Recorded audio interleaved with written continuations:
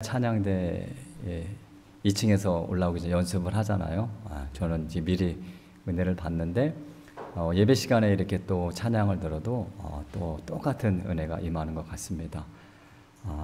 이렇게 매주일 우리에게 귀한 은혜, 또 하나님께 영광 돌리는 찬양으로 또 헌신하시는 우리 할렐루야 찬양대에 하나님의 놀라우신 은혜가 항상 함께 하시기를 축복합니다. 내일이 아니라고 아멘이 작은 것 같네. 우리 할렐루야 찬양대를 축복합니다. 남을 축복하면 그게 반사가 돼서 나한테도 오는 거예요. 자, 2025년에 반이 지나갔죠. 6개월이라는 시간이 그냥 훌쩍 그냥 순식간에 지나간 것 같습니다. 정신없이 지나간 시간이었지만 한 가지 확실한 것은요, 에베네셀의 하나님께서 여기까지 우리를 도우셨고 함께 하셨다는 겁니다. 오늘은 특별히 맥주감사 주일이에요. 제가 우리 수복록교회 오기 전에 맥주감사절을 지키지 않았습니다. 왜냐하면 이 맥주감사절은 말 그대로 보리를 수확하고 그 수확물로 또 예물을 드리면서 드리는 예배인데, 왜 우리는 보리도 걷지 않는데 이런 예배를 드려야 하느냐라는 제 나름대로의 그런 신앙관이 있었고, 또 많이는 그렇지 않지만 적지 않은 교회에서 결론은 많다는 얘기네. 이 맥주감사절을 통해서 성도들에게 헌금을 강요하기 때문에 저는 그런 이유들로 인해서 맥주감사절을 지키지 않았습니다. 자, 그런데 우리 수복록교회는 계속 지켜왔었고, 제가 이에 대해서 맥주감사절에서 또 많은 연구를 하다 보니까, 자, 본질은 뭡니까? 맥주감사절의 본질은 뭐죠? 본질은 감사입니다. 자, 그러면 우리가 한 해를 되돌아보며 추수감사절을 지키듯이 6개월 동안 지켜주신 하나님의 은혜를 기억하면서 감사의 의미를 둔다면 맥주감사절을 또 감사예배를 드리는 게 맞는 거구나 라는 생각이 들어서 이렇게 여러분과 함께 감사 예배를 드리는 겁니다. 아무쪼록 이 시간이 지금까지 지켜주신 그 하나님의 은혜를 나누고 또 기쁨의 감사가 넘치는 또 은혜의 시간이 되기를 소망합니다. 자, 일본 도쿄 빈민가에서 태어나신 권정생 선생님이라고 계셔요. 이분은 어릴 때부터 너무 가난해서 가족들과 떨어져서 사셨습니다. 그래서 어릴 때부터 생계를 위해서 여러 가지 일을 하셨어요. 이 객지를 떠돌다 보니까 잘 먹지도 못하셔서 결핵도 걸리고 늑막염도 걸리고, 제때 치료를 받지 못해서 평생 병고를 치르시면서 사셨다고 합니다. 자, 그런데 1967년에 부모님이 다 돌아가셔요. 그리고 함께 살던 동생마저 결혼을 해서 이분이 이제 혼자 살 수밖에 없는 상황이 되었는데, 그때 어디에 가서 사냐면 이 경상북도 안동에 가면 그 일직교회라는 교회가 있어요. 일직교회. 그 교회에서 17년 동안, 무려 17년 동안, 옛날에 우리 그 시골교회 종 있었던 거 아시죠? 종. 예배 시간만 되면 종 치는 거. 그 종을 17년 동안 치시면서 거기서 지내셨다고 합니다. 그래서 거기서 유명한 책을 하나 쓰셔요. 그 강아지똥이라는 그림책입니다. 이제 읽어보지 않으신 분이 있다면 꼭 한번 읽어보세요. 제가 이 책을 처음 봤을 때요, 성경을 읽을 때 받았던 은혜와 감동을 받았습니다. 이 책의 주제가 뭐냐면, 이 세상에는 그 어떤 것도 소중하지 않은 것이 없다 라는 그런 내용을 담은 책입니다. 그래서 아주 귀중한 깨달음을 얻었는데, 그래서 이분은 그 뒤로도 계속 글을 쓰시죠. 그래서 이제 책을 통해서 이제 수입이 생기는데, 그럼에도 불구하고 교회 뒤에 흙집이 하나 있는데요. 교회 뒤편에 한 5평 정도 된다고 해요. 거기서 평생을 검소하게 사시다가 2007년 70세의 나이에 별세를 하십니다. 그리고 그분이 돌아가실 때 쓰신 유서가 있는데 거기에 뭐라고 써 있었냐면, 자, 인세는, 책을 판 돈은 어린이로 인해 생긴 것이니 그들에게 돌려줘야 한다. 굶주린 북녘 어린이들 위해서 쓰고 여력이 되면 아시아와 아프리카에 굶는 어린이를 위해서 써달라라는 유언을 남기셨다고 해요. 자, 선생님의 유언을 따라서 이 최완택 목사님, 또 정호경 신부님, 그리고 박연철 변호사님을 중심으로 권정생 어린이 문화재단이 설립됩니다. 그래서 그 권 선생님의 정신이 지금까지 이어오고 있다고 해요.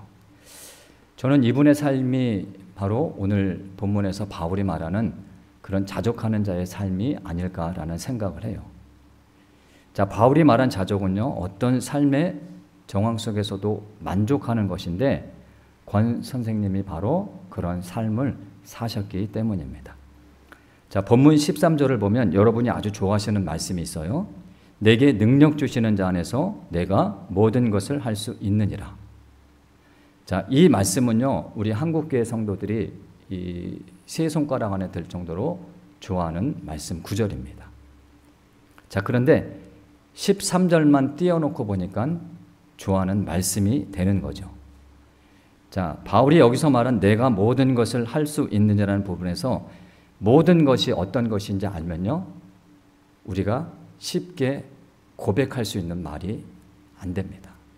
아주 어려운 말씀이에요, 이 말씀이. 자, 그러면 여기서 말한 내가 모든 것을 할 수 있다는 이 모든 것이 어떤 의미인지 그 앞부분에 적혀 있는데요.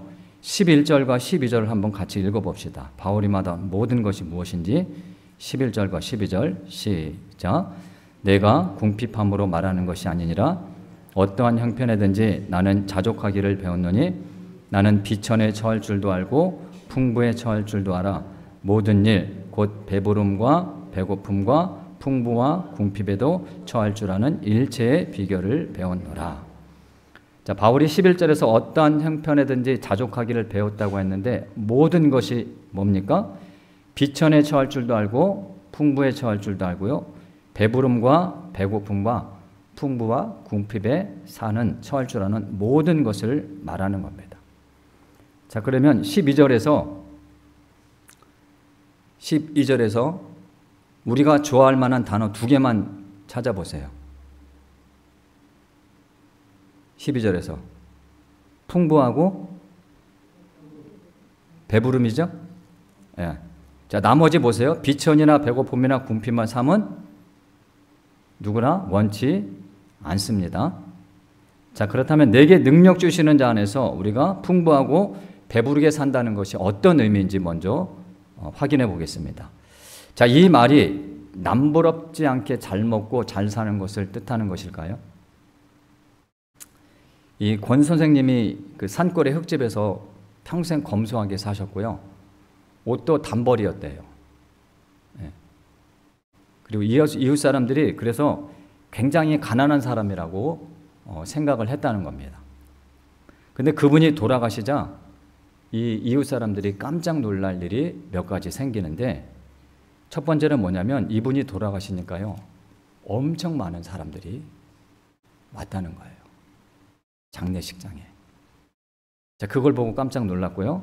그분이 남긴 유산이요, 10억이 넘습니다. 그리고 인세로 1년에 수천만 원의 수입이 있다는 것을 보고 그 이웃 주민들이 놀랐다는 거예요.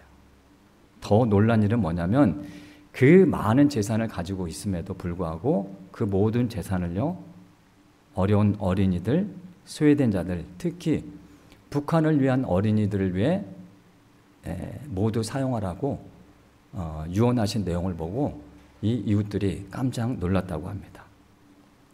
자신을 위해서는요, 먹을 것 하나 입을 것 하나 제대로 쓰지 않고요, 평생 모아둔 것을 소외된 사람들, 어려운 이웃들을 위해서 사용하셨다는 겁니다. 바울이 말한 풍부하고 배부를 때 자족하는 삶이 바로 이런 삶이 아닐까요? 자, 내가 번 돈이니까 내 마음대로 쓰는 것이 자족하는 삶이 아니라 나의 이웃들과 나누고 베풀며 사는 것, 그것이 우리가 예수님 안에서 자족하는 삶이 되는 겁니다. 그러므로요, 많이 가졌다고 우쭐대지 마십시오. 그리고 우리가 세상 말로 가방끈 길다고 자랑하지도 마십시오. 있어도 없는 자처럼, 많이 배웠어도 못 배운 사람처럼 겸손하게 살면서 이웃들과 나누는 그 사람을 성경은, 그리고 우리가 믿는 하나님은 그리스도인이라고 한다는 겁니다. 출애굽기 16장에 보면 이스라엘 백성들이 광야에 있을 때 하나님께서 그들에게 먹을 양식을 내려주시죠. 그게 뭡니까? 그게 만나죠. 그래서 하나님이 그것을 하늘에서 내려주시니까 한 사람의 하루에 거둬들일 양을 정확히 정해 주십니다. 그걸 한 오멜이라고 하는데, 오늘날 우리가 생각하는 페트병, 2리터짜리 페트병 그 정도의 양입니다. 자, 이 양이 한 사람이 먹을 수 있는 양이에요. 자, 그런데 그들이 만나를 거두고 난 뒤의 상황을 성경이 이렇게 기록하고 있습니다. 출애굽기 16장 18절인데요. 많이 거둔 자도 남음이 없고 적게 거둔 자도 부족함이 없이라고 되어 있습니다. 자, 상식적으로 이해가 되지 않죠? 많이 거뒀으면 남아야 하고 적게 거뒀으면 부족해야 됩니다. 자, 그런데 많이 거둔 자도 남은 게 없고 적게 거둔 자도 부족한 게 없대요. 이렇게 되려면 어떻게 하면 됩니까? 딱 한 가지밖에 없어요. 많이 거둔 자가 적게 거둔 자에게 나눠주면 되는 겁니다. 하나님이요, 우리 그리스도인들에게 이런 세상을 만들기를 원하신다는 거예요. 그런데 세상은 어떻습니까? 다른 사람을 짓밟고 올라서야 됩니다. 내가 남보다 더 많이 벌기 위해서 수단과 방법을 가리지 않고요. 불법도 마다하지 않죠. 예수 믿는 사람, 믿지 않는 사람 가릴 것 없습니다. 돈이라면 다 환장해가지고 법도 지키지 않으면서, 그리고 다른 사람들은 짓밟으면서 그렇게 번 돈 가지고 교회에 와서 모든 것이 하나님의 은혜라고요? 포천 이주 노동자 센터에서 사역하시는 김단성 목사님이 계셔요. 우리 감리교 목사님이신데, 그분에 의하면 포천에는 많은 그 외국인 노동자들이 있습니다. 근데 그들의 숙소가 비닐하우스예요. 비닐하우스에서 먹고 자고를 합니다. 아무리 개조를 한다고 해도요, 이 요즘과 같은 그런 땡볕 같은 더위 견딜 수 없고요. 그리고 겨울에는 그 살을 애는 듯한 그런 추위를 견딜 수 없다고 해요. 그렇다고 임금을 많이 받는 것도 아닙니다. 최저 시급보다 못한 임금을 받습니다. 그렇게 농장주는 노동력을 착취해서 자신의 부를 쌓아가죠. 놀라운 것은 이런 농장주들 가운데 예수 믿는 사람들도 있다는 겁니다. 이런 빌어먹을. 예수님이요, 그런 사람들 위해 당대에 유대사에서 가장 심한 욕을 하셨는데 뭐라고 하셨는지 아십니까? 독사의 자식들이라고 하셨어요. 독사의 자식들이라는 욕은요, 1세기 당시 아주 심한 욕입니다.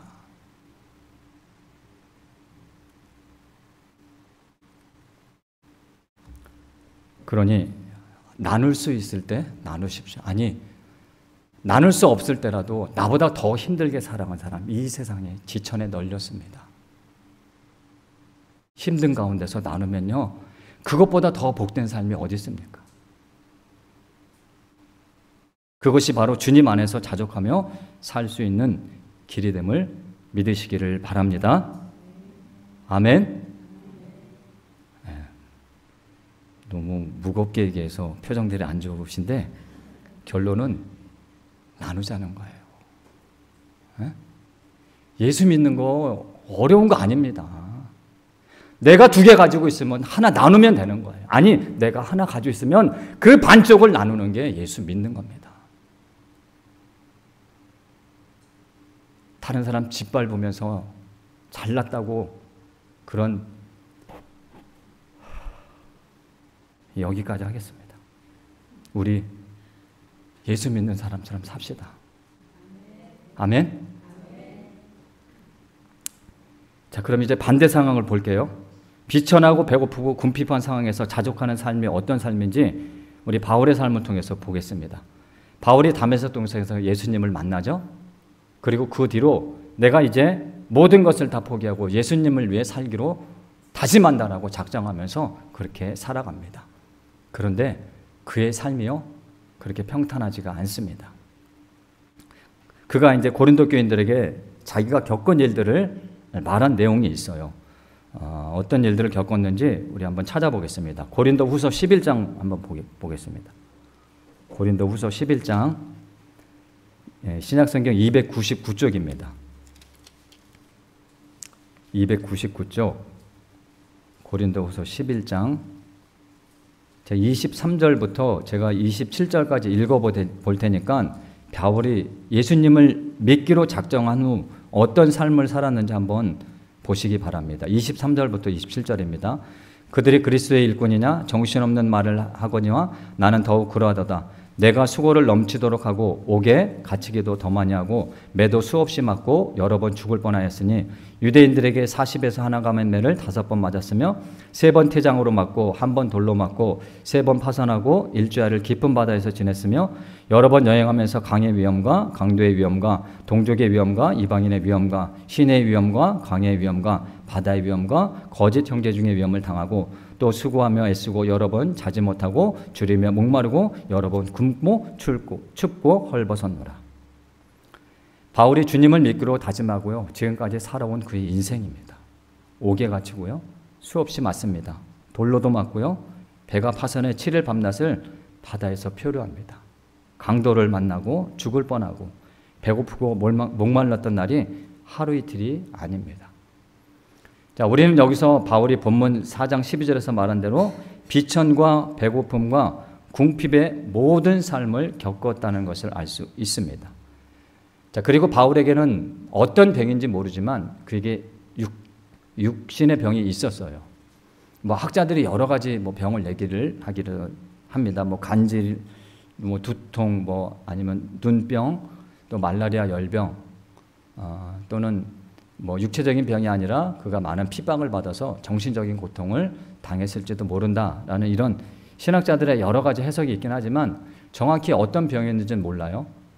근데 자신의 병이 낫기를 위해서 하나님께 3번 기도합니다. 이게 숫자적으로 3번이라고 말할 수 있지만 많이 기도했다는 것을 표현한 것일 수도 있어요. 자, 그런데 하나님의 그 바울의 기도에 응답해 주십니까? 응답해 주시지 않습니까? 응답해 주시지 않습니다. 자, 그러면서 뭐라고 말씀하시냐면 바울에게 얘야, 내 은혜가 너한테 족하다라는 말씀을 하셔요. 자, 이해가 안 되죠. 하나님 내 병을 고쳐주세요라고 기도했는데 고쳐주지 않으시면서도 내 은혜가 내게 족하다고 말씀하셨다는 거예요. 그런데 놀라운 것은 바울이 그 말씀을 믿고요, 받아들입니다. 또한 바울은 이런 나의 약함을 도리어 기뻐한다라고 얘기를 해요. 그럼 이 사람이 어떤 것들을 기뻐했는지 우리 고린도후서 12장 10절을 한번 같이 읽어보겠습니다. 바울이 어떤 것들을 놓고 기뻐했는지 고린도후서 12장 10절 같이 읽어보겠습니다. 시작. 그러므로 내가 그리스도를 위하여 약한 것들과 능욕과 궁핍과 박해와 공고를 기뻐하노니 이는 내가 약한 그때에 강함이라. 바울이 기뻐한 것들이 뭐예요? 약한 것들, 능욕, 궁핍, 박해, 공고랍니다. 말도 안 되는 것들이죠. 아니, 이런 것들을 어떻게 기뻐할 수 있습니까? 바울이 이런 상황에서도 기뻐할 수 있는 이유가 뭐라고 하죠? 그리스도의 능력이 내 안에 있기 때문입니다. 내가 약할 때 예수님의 강함이 나타나기 때문입니다. 믿습니까? 나는 비천에 처할 줄도 알고 풍부에 처할 줄도 알아 모든 일 곧 배부름과 배고픔과 풍부와 궁핍에도 처할 줄 아는 일체의 비결을 배웠노라. 내게 능력 주시는 자 안에서 내가 모든 것을 할 수 있느니라. 바울이 어떻게 이 모든 것을 할 수 있었다고요? 내게 능력 주시는 자가 있었기 때문입니다. 믿습니까? 네? 내가 비천해도 배고파도 궁핍해도 이 모든 것을 견딜 수 있는 이유는 나에게 능력을 주시는 주님께서 나와 함께 하시기 때문이라는 거예요. 그래서 내게 능력 주시는 자 안에서 내가 모든 것을 할 수 있습니다라는 고백을 이렇게 표현할 수도 있습니다. 주님은 나의 어떤 삶의 정황 속에서도 나와 함께 하심을 믿습니다. 그러므로 내가 모든 것을 할 수 있습니다. 이 믿음이 바로 우리가 어떤 상황에서도 자족할 수 있는 믿음이 됨을 믿으시기를 바랍니다. 오늘 본문 말씀이 빌립보서죠. 빌립보서는 바울이 감옥에 있을 때 쓴 편지예요. 빌립보 교인들에게. 자, 빌립보서는 1장에서 4장까지 4장밖에 되지 않습니다. 분량도 되게 짧아요. 자, 그런데 이 감옥에서 쓴 편지 이 내용 4장밖에 되지 않은 그 작은 분량 가운데 이 바울이요, 기쁨이라는 단어를 무려 16번이나 사용합니다. 그는 감옥에서도 기뻐할 수 있었습니다. 그곳에서도 누가 계시기 때문에? 예수님이 계시기 때문에. 히브리서 13장 5절에 이런 말씀이 있어요. 돈을 사랑하지 말고 있는 바를 족한 줄로 알라. 그가 친히 말씀하시기를 내가 결코 너희를 버리지 아니하고 너희를 떠나지 아니하리라. 이 말씀 자세히 보십시오. 돈을 사랑하지 않고요, 현재 자신에게 주어진 삶에 만족하며 사는 자를 예수님은 끝까지 버리지 않으시고 그런 자와 함께 하신다는 겁니다. 믿습니까? 바울에게 이런 믿음이 있었던 거예요. 그래서 그는 감옥에서도 그렇게 기뻐할 수 있었던 겁니다. 내가 궁핍함으로 말하는 것이 아니니라 어떠한 형편이든지 나는 자족하기를 배웠노니 라는 이 말씀이요, 쉬운 성경에는 이렇게 번역되어 있어요. 그 대목을 한번 화면을 보시면서 같이 읽어보겠습니다. 어떻게 번역되어 있는지. 자, 시작. 내 처지가 힘들어서 이렇게 말하는 것은 아닙니다. 나는 내가 가진 것에 만족하고 있으며 어떠한 환경에서도 감사하는 법을 배웠습니다. 하나님의 은혜를 기억하면서요, 자기의 주어진 삶에 만족하는 사람이 감사할 수 있는 겁니다.